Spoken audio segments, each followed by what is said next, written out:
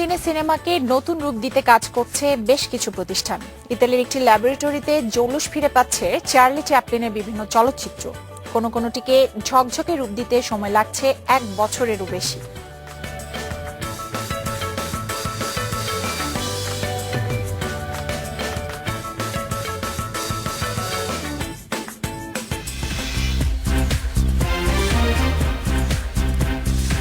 এই 1 ঘন্টা আপনাদের সঙ্গে আছে আমি খালেদ মহিউদ্দিন। সবশেষে খবর, আলোচনা, বিশ্লেষণ নিয়ে থাকছি আমি গাজী মোহাম্মদ। আর খেলার আনন্দ হতাশার খবর নিয়ে থাকছি আমি অনুপম দেব। তবে আগে জানিয়ে দিচ্ছি শিরোনাম।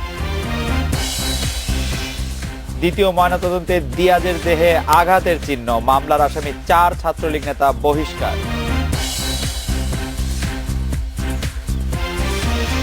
বাংলাদেশে নিরাপত্তার উন্নতিতে সন্তুষ্ট জাপান, তুলে নেওয়া হয়েছে নাগরিকদের ভ্রমণ নিষেধাজ্ঞা। সিডনিতে প্রথম দিন অনুশীলন করলেন মুশফিক মুস্তাফিজরা, রাতে অস্ট্রেলিয়া যাচ্ছেন সাকিব।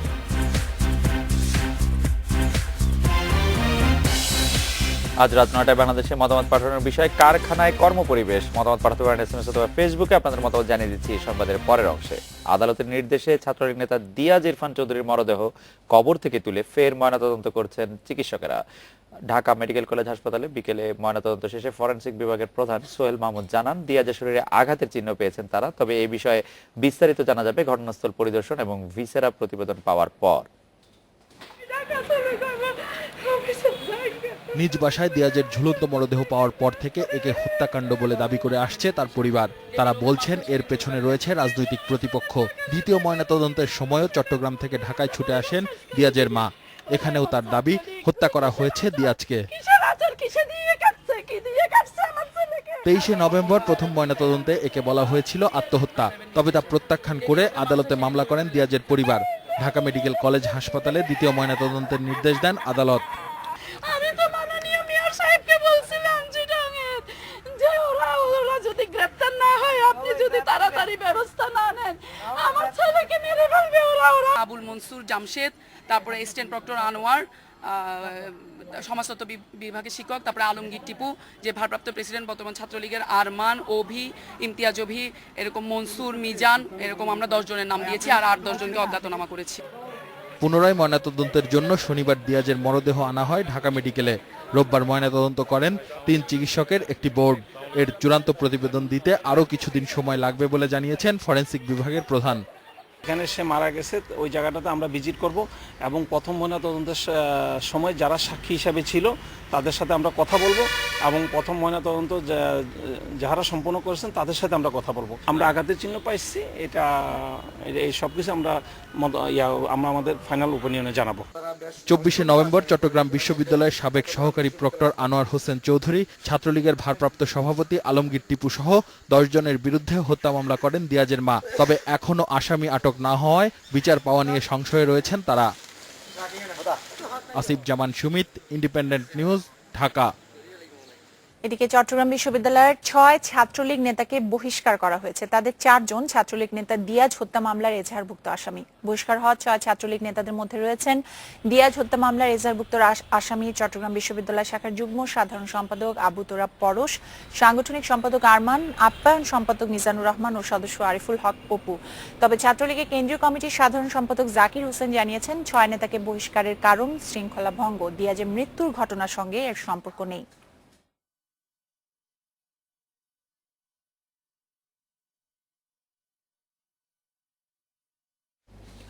শৃঙ্খলা ভঙ্গের কারণে বলা হচ্ছে যে তাদেরকে বহিষ্কার করা হচ্ছে। আমি একটা জিনিস খেয়াল করছিলাম যে এরকম ঘটনা আমাদের দেশে এখন প্রায় ঘটছে, যে একবার ময়নাতদন্ত করে একটা প্রতিবেদন দেওয়া হচ্ছে, তারপর আবার যখন মামলা হচ্ছে বা এরকম কিছু তখন আবার তুলে ময়নাতদন্ত ভিসেরা প্রতিবেদনের জন্য এগুলো পরীক্ষা করা, এই কাজগুলো আমরা আগে কেন করছি না সেটা অবশ্যই এটাতে মানুষের আসলে আস্থার ঘাটতি তৈরি হচ্ছে কিনা এই সরকারি অনেকখানি আস্থার ঘাটতি তৈরি হচ্ছে। কারণ হচ্ছে যে প্রথম ময়নাতদন্তের সময় যে 23 নভেম্বর যেটি হয়েছিল, আপনি যেরকম বলছিলেন যে সেটিকে বলা হয়েছিল আত্মহত্যা। এখনকার ময়নাতদন্তের ক্ষেত্রে আমরা আসলে সেটিকে আত্মহত্যা বলা হয়নি এমনটা নয়, কিন্তু বলা হচ্ছে যে আঘাতের চিহ্ন রয়েছে এবং ভিসারা এবং জায়গাটা দেখে এসে তারা যখন পূর্ণাঙ্গ প্রতিবেদন দেবেন তখন এটি আরো ভালো করে বোঝা যাবে। কিন্তু এই কথা ঠিক যে দ্বিতীয় একটি ময়নাতদন্তের যে দরকার হয়েছে এবং পরিবার পরিবার থেকে যে এটির দাবি করা হলো, আমরা দেখেছি এর আগেও তনু হত্যাকাণ্ডের ক্ষেত্রে হ্যাঁ, এবং সেটাই ভাবছিলাম। এবং এবং দিয়াজের মা যেটা বলছেন যে উনি অনেক আগে থেকে, যেহেতু টেন্ডার সংক্রান্ত বিষয়ে ওনার একটা আশঙ্কা ছিল এবং চট্টগ্রামের মেয়রকে উনি জানিয়েছিলেন যে তার ছেলের এরকম একটা কিছু হতে পারে, এই ধরনের সম্ভাবনা আছে।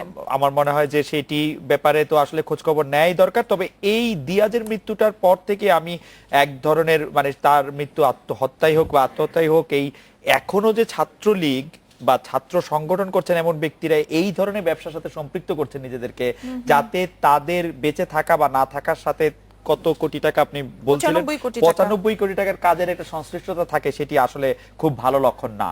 কিন্তু এই বিষয়গুলোর ক্ষেত্রে আমরা যদি তনুর কথাই বলি এবং দিয়াজের কথাই বলি, সেই ক্ষেত্রে সেই আঘাতগুলো কিন্তু বাহ্যিক আঘাত, অর্থাৎ দেখে বোঝা যায় এরকম আঘাত। আমরা তনুর ক্ষেত্রে যদি বিশেষ করে বলি, এগুলো আসলে সুরতহাল প্রতিবেদনে এই ধরনের আঘাতের কথা উঠে আসার কথা না। সুরতহাল প্রতিবেদনে এসেছে, তারা বলেছে যে গলায় দাগ আছে, 2 কনুইয়ের আশেপাশে লালচে দাগ, বা পায়ে সামান্য চিহ্ন আছে, কিন্তু বলেছে যে আত্মহত্যা।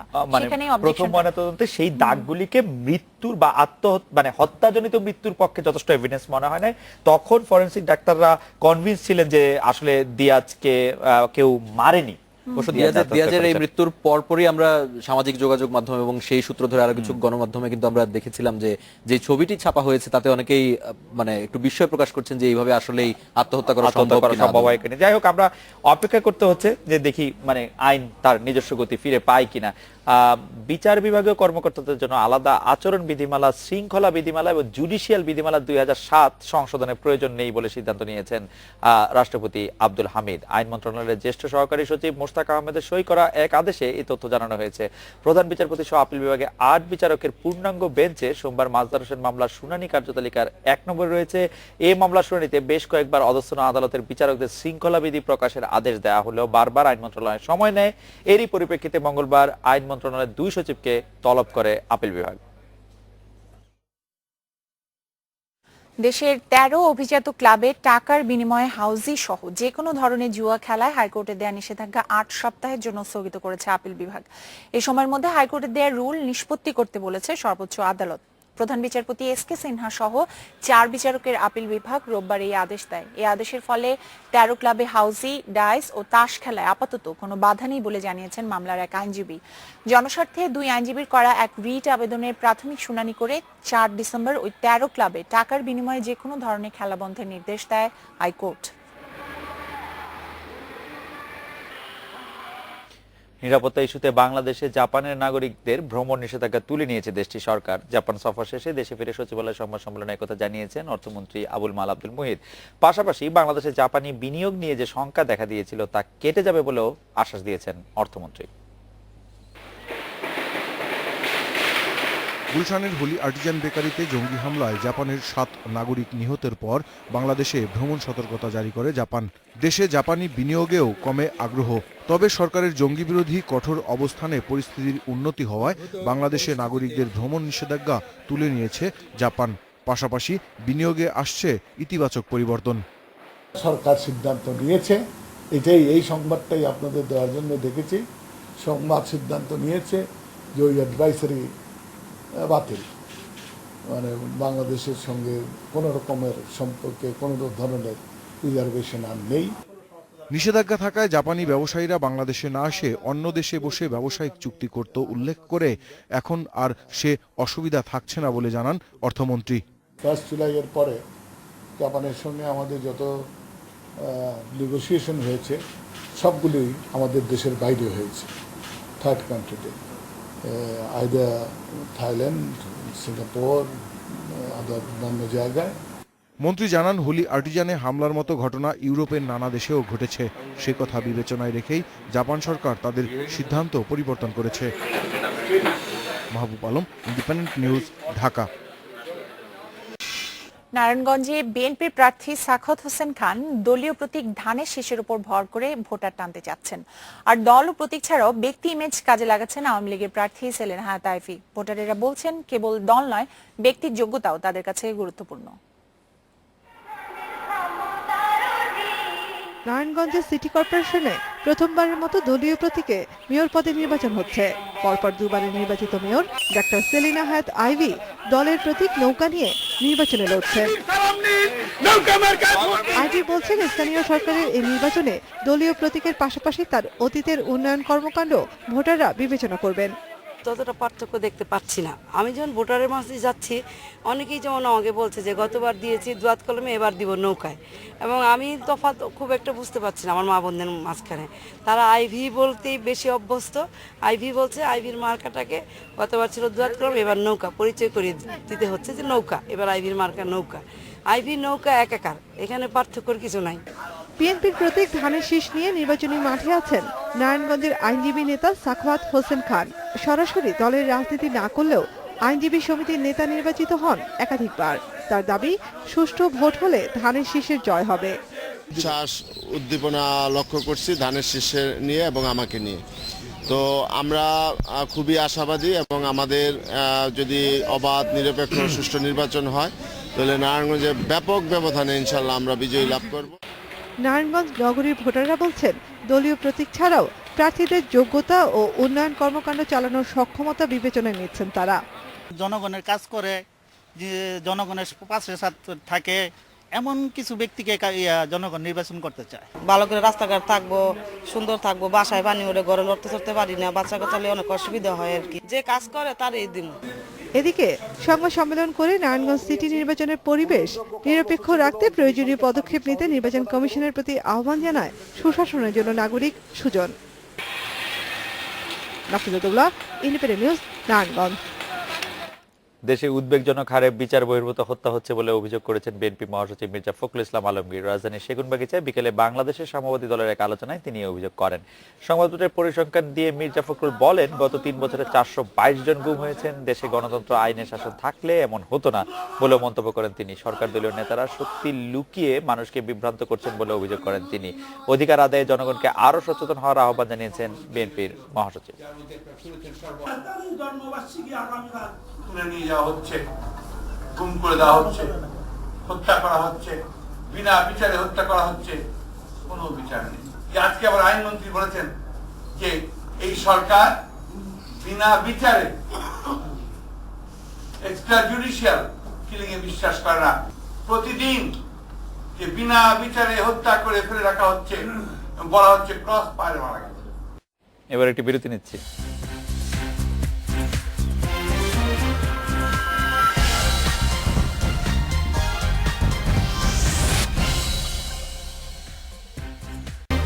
নটা 20 মিনিটে ফিরে এলাম রাত 9টায় বাংলাদেশে। শিল্পপতিদের ব্যবসায়ী মনোভাব থেকে বেরিয়ে কর্মীদের প্রশিক্ষণের উপর গুরুত্ব দেওয়ার আহ্বান জানিয়েছেন প্রধানমন্ত্রী শেখ হাসিনা। মানব সম্পদের দক্ষতা উন্নয়নে রাজধানীতে এক আন্তর্জাতিক সম্মেলনে তিনি আহ্বান জানান। প্রধানমন্ত্রী বলেছেন, শিল্প কারখানার পরিবেশ, শ্রম অধিকার ও পেশাগত নিরাপত্তা নিশ্চিত করতে হবে।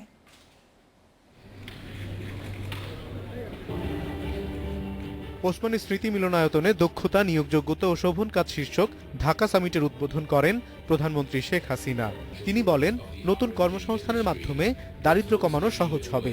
শ্রমিকের অধিকার ও পেশাগত নিরাপত্তা নিশ্চিত করা, আরও বেশি নারী ও প্রতিবন্ধী নিয়োগ সহ শ্রমিকদের জন্য কল্যাণমূলক ব্যবস্থা জোরদারে শিল্প মালিকদের আহ্বান জানান প্রধানমন্ত্রী। ইয়াং জেনারেশন তাদের এগিয়ে আসতে হবে নতুন নতুন এন্টারপ্রেনারশিপ গড়ে তোলার জন্য। তার জন্য আমরা বিশেষ সুযোগ সুবিধা দিচ্ছি, কিন্তু সেই সাথে সাথে আমাদের যারা দক্ষ কর্মী তাদের ট্রেনিংটা তার উপরে আমরা সবসময় গুরুত্ব দিই, এবং সেদিকে যারা শিল্পের মালিক হবেন তাদের একটু টাকা পয়সা খরচা করতে হবে, তাদেরকেও একটু এই ব্যাপারে একটু নজর দিতে হবে যে একটা কারখানা করলাম বা শুধু পয়সা কামাই করলাম, এই চিন্তা থেকে বের হয়ে আসতে হবে। বিশ্বের দ্রুত পরিবর্তনশীল সাপ্লাই চেইনে রপ্তানি টিকিয়ে রাখতে শিল্প উৎপাদন ব্যবস্থায় আগাম প্রস্তুতি নেওয়ার নির্দেশ দেন প্রধানমন্ত্রী। শিল্পের প্রয়োজনে দক্ষ ব্যবস্থাপক তৈরির জন্য তিনি বিশ্ববিদ্যালয়গুলোকে উদ্যোগী হওয়ার আহ্বান জানান। দক্ষ শ্রম শক্তির পাশাপাশি দক্ষ ব্যবস্থাপক ও দক্ষ পেশাজীবী তৈরির মাধ্যমে এক্ষেত্রে বিরাজমান পরনির্ভরশীলতা দূর করে জাতীয় সক্ষমতা অর্জন করতে হবে। এজন্য বিশ্ববিদ্যালয় সহ বিভিন্ন শিক্ষা প্রতিষ্ঠান বা ইনস্টিটিউটগুলি সেখানে শিক্ষা ব্যবস্থার সঙ্গে শিল্পের চাহিদার সমন্বয় ঘটাতে হবে। পরে আন্তর্জাতিক শ্রম সংস্থা আইএলওর মহাপরিচালক গাই রাইডারের সাথে বৈঠক করেন প্রধানমন্ত্রী। তিনি আশা করেন দক্ষতা উন্নয়ন, নিয়োগযোগ্যতা বাড়ানো ও শোভন কর্মপরিবেশ সৃষ্টিতে উন্নয়ন সহযোগীরা অতীতের মতো ভবিষ্যতেও সহযোগিতা করবে। অনিমেষ কর, ইন্ডিপেন্ডেন্ট নিউজ, ঢাকা। খেলাধুলার খবর জানাতে অনুপম আপনার কাছে চলে যাচ্ছি। মুস্তাফিজ মুশফিকরা অনুশীলন করছেন, আপনি বলছিলেন সাকিব যাচ্ছেন আজকে রাতে। হ্যাঁ, নিউজিল্যান্ডের আমরা একটু কথা বলছিলাম যে ওয়েদার বিষয়ে, তো সেই ওয়েদার এবং পিচ এবং সব কন্ডিশনের সাথে মানিয়ে নিতে তারা যাচ্ছেন এবং বিপিএল ক্রিকেট শেষ হয়ে গেছে, বিপিএল ফুটবল কিন্তু চলছে, সেই খবরগুলো জানাবো। তবে তার আগে একটা ছোট বিরতি নিচ্ছি, ফিরে এসে যা থাকছে। বাংলাদেশের নিরাপত্তার উন্নতিতে সন্তুষ্ট জাপান।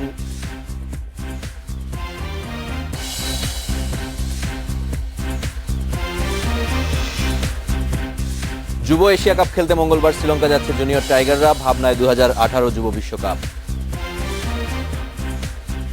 বিপিএল ফুটবলে আরামবাগের সঙ্গে মোহামেডানের ড্র, মুক্তিযোদ্ধাকে হারিয়েছে উত্তর বারিধারা।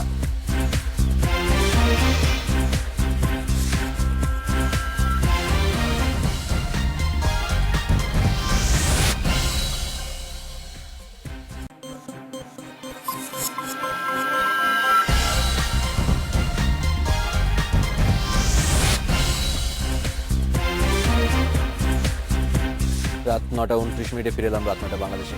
অস্ট্রেলিয়ায় পৌঁছে প্রথম দিনের মতো অনুশীলন করেছে বাংলাদেশ দল। সিডনির ব্ল্যাকটাউন ইন্টারন্যাশনাল স্পোর্টস পার্কে রোববার সকালে অনুশীলন করে টাইগাররা।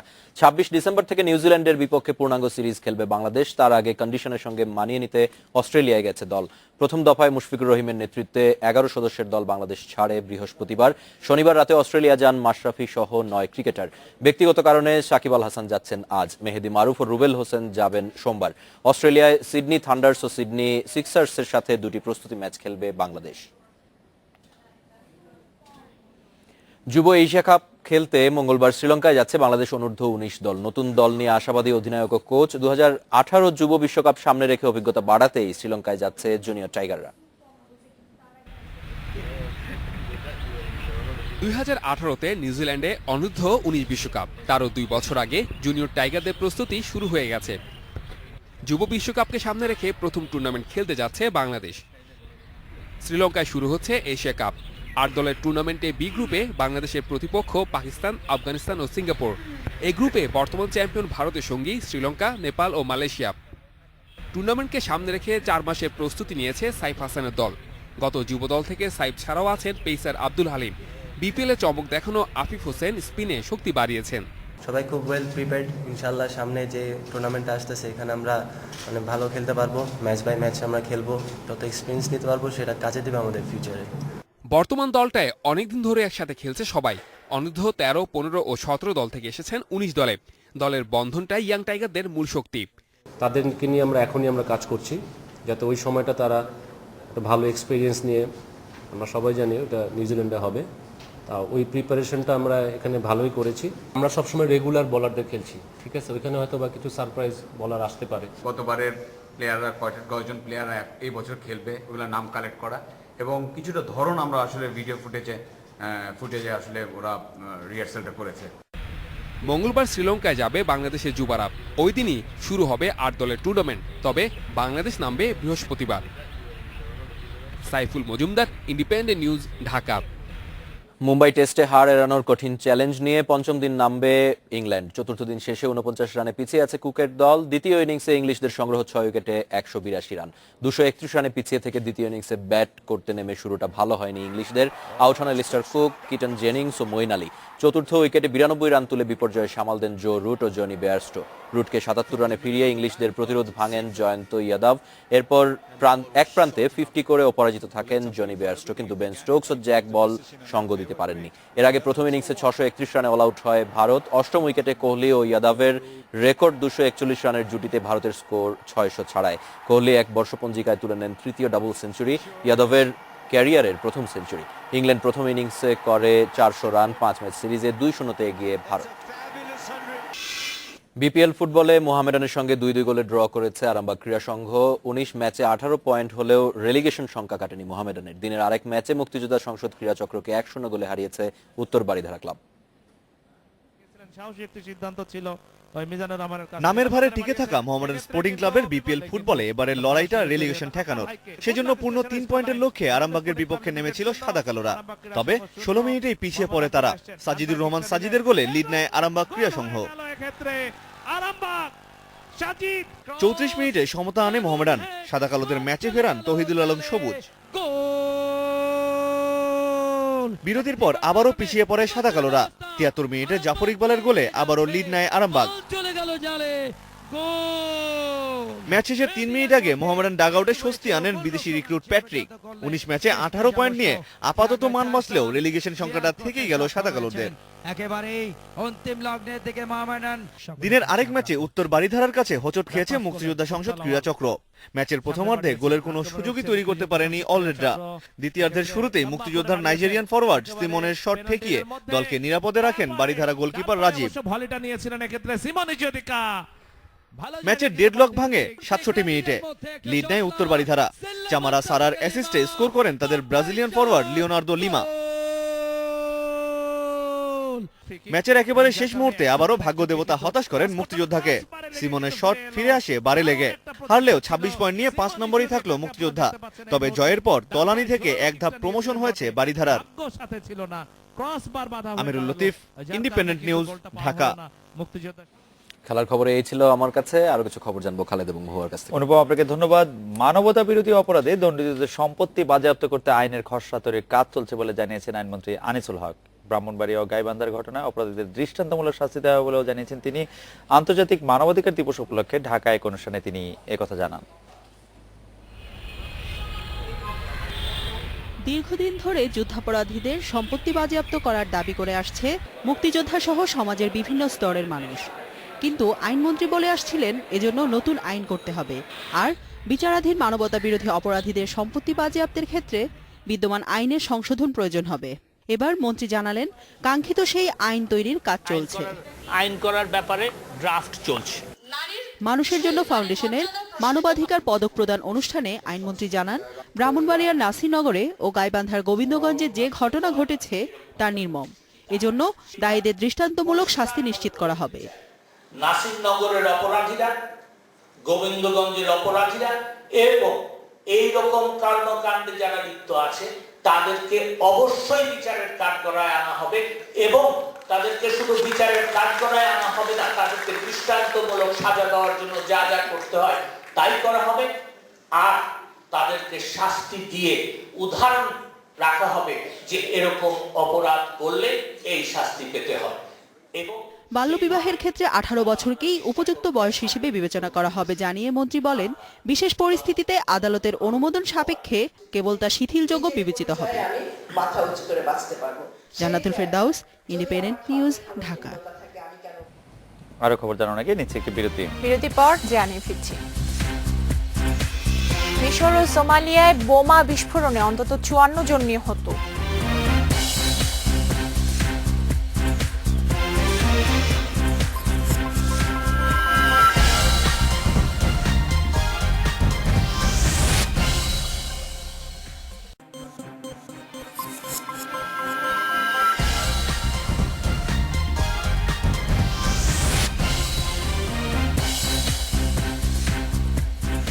রাত 9:45 আমরা ফিরলাম।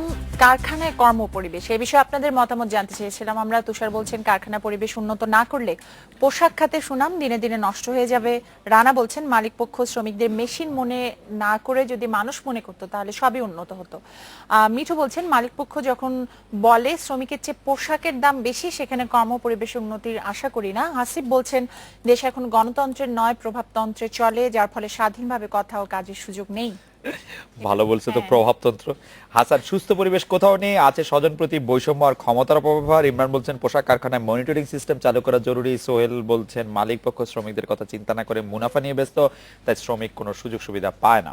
আরিফ বলছেন যেখানে শ্রমিকদের বেতন ঠিক মতো দেওয়া হচ্ছে না সেখানে কর্মপরিবেশ নিয়ে চিন্তা করাটা বোকামি। মাইনুল বলছেন বেশিরভাগ কারখানার কর্মপরিবেশ আর বস্তির পরিবেশের মধ্যে কোনো পার্থক্য নেই, এই জন্য জেলখানা। আর শেখ বলছেন কারখানার কর্মপরিবেশ নিয়ে প্রশাসনের দায়িত্বশীলদের কিছুই কি করার নেই।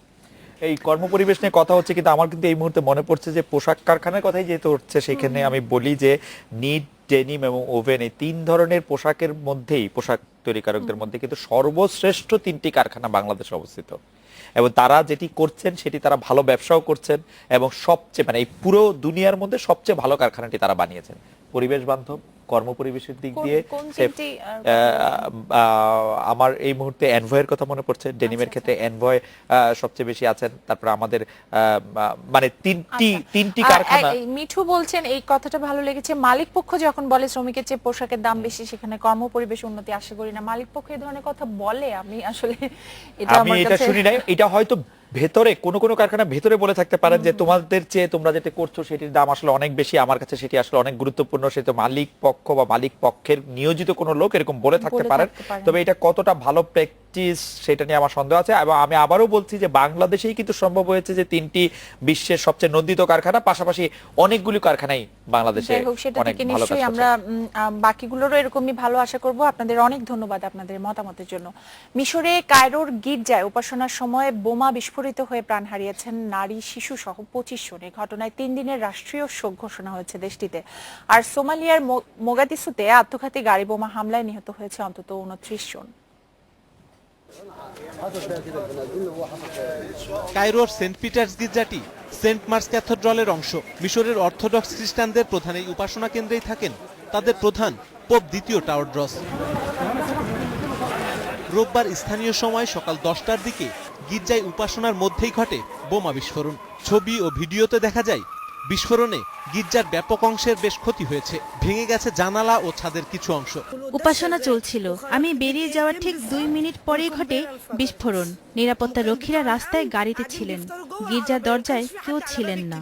তাৎক্ষণিকভাবে দায় কেউ স্বীকার না করলেও হামলার পর সামাজিক যোগাযোগ মাধ্যমে উল্লাস করেছে জঙ্গি গোষ্ঠী আইএসের সমর্থকরা। এর আগে শনিবার গিজা পিরামিডে যাবার পথে একটি পুলিশ চেকপয়েন্টে বোমা হামলায় নিহত হয় 6 পুলিশ সদস্য। নতুন একটি জঙ্গি সংগঠন হামস ওই হামলার দায় স্বীকার করে।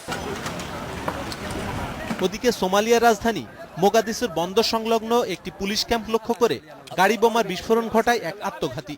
হতাহতদের বেশিরভাগই নিরাপত্তারক্ষী ও বন্দর শ্রমিক। বিস্ফোরণের পরপরই আগুনের কুণ্ডলি দেখতে পেলাম। এর ধাক্কায় আমি মাটিতে পড়ে যাই। কালো ধোঁয়ার মধ্যে কিছু বুঝতে না পেরে জ্ঞানশূন্য হয়ে ছুটতে শুরু করি। হামলার দায় স্বীকার করেছে জঙ্গি সংগঠন আল শাবাব। 2 দিনের মধ্যে মোগাদিসুতে এটি তাদের দ্বিতীয় হামলা। কাজী আশিক রহমান, ইন্ডিপেন্ডেন্ট নিউজ। 80 বছর আগে ধ্রুপদী ছবি মডার্ন টাইমস তৈরি করেছিলেন চার্লি চ্যাপলিন। এই শিল্পী সেই প্রখ্যাত সিনেমাগুলিকে ঝকঝকে করে তোলার কাজ করছে উত্তর ইতালির একটি প্রতিষ্ঠান। একটানা কাজের পর পাওয়া যাচ্ছে নিউ ফাউন্ড ইমেজ বা একেবারে নতুন ধরনের ছবি। চলচ্চিত্র জন্মের 100 বছরেরও পর পুরনো দিনের সিনেমাকে নিয়ে আসা হচ্ছে নতুন রূপে। বোলোনিয়া ইউনিভার্সিটির ফন্দাজিওনে সিনেটেকা দ্য বোলোনিয়ার পুনরুদ্ধার কারকেরা ল্যাবরেটরিতে সাবধানে সিনেমার প্রতিটি ফ্রেম উন্নয়নের কাজ করছেন। ইতালি ও ইউরোপে চলচ্চিত্র পুনরুদ্ধারের ল্যাবরেটরির অভাবে 1992 সালে সিনেটেকা দি বোলোনিয়াতে চালু হয় লিমাজিন রিত্রোভেতা ল্যাবরেটরি। সেই থেকেই যত্ন নিয়ে চলচ্চিত্র সংরক্ষণ ও পুনরুদ্ধারের কাজ করে আসছে এই ল্যাবরেটরি। পুনরুদ্ধার এবং সংরক্ষণ সেবা দিয়ে থাকে এই ল্যাবরেটরি। এক্ষেত্রে সব পুনরুদ্ধারকারকদের চলচ্চিত্রের ইতিহাস এবং পুনরুদ্ধার কৌশল সম্পর্কে জানার ইচ্ছে থাকতে হয়। পুনরুদ্ধারের নানা ধাপের আগে দীর্ঘ সময় নিয়ে লেখকের কাজ গবেষণা করা হয়। এজন্য 1 বছরও লেগে যায় এক একটি সিনেমা পুনরুদ্ধারে। ওই মুহূর্তটা দারুণ, যখন ফিল্মের রোলের বাক্সটা এসে পৌঁছায়। মাঝে মাঝে আমাদের কাছে সিনেমার তথ্য থাকে, আবার কখনো থাকে না। এই প্রকল্পটা শুরুর সময় যখন আমরা বাক্সগুলো খুলি, সেই মুহূর্তটা ছিল খুব আবেগপূর্ণ। প্রথমে দেখার পর আমরা শ্রেষ্ঠ কাজটা নির্ধারণ করতে পারি পুনরুদ্ধারের জন্য। চলচ্চিত্রকে বাঁচিয়ে রাখতে এই ডিজিটাল পার্টনারশিপ অবদান রাখবে বলে আশা করেন পুজ্জি। মডার্ন টাইমসের ক্যামেরা নেগেটিভ হাতে নেওয়া ছিল একটা অবিস্মরণীয় অনুভূতি। 2000 সালে এই কাজ শুরুর পর অনেকেই চলচ্চিত্রের জন্য শোক উদযাপন করেছে। চলচ্চিত্র ফিল্মে ধারণ করা হয় না, কিন্তু ফিল্ম সিনেমা সংরক্ষণের এখনো সবচেয়ে বিশ্বাসযোগ্য উপায়। 20 শতকের শুরুর দিকে সবচেয়ে সৃজনশীল মনের উত্তরাধিকার নিশ্চিত করছেন 21 শতকের এই বিজ্ঞানীরা। Wasiq Sajjad, independent news. এই ছিল রাত 9টায় বাংলাদেশের আয়োজনে। আজকে রাত 9টায় বাংলাদেশ শেষ করব ফ্রান্সে সান্তা ক্লজদের দৌড় প্রতিযোগিতার কিছু ছবি দেখে। তার আগে আমরা বিদায় নিচ্ছি। সবাই ভালো থাকবেন, শুভরাত্রি।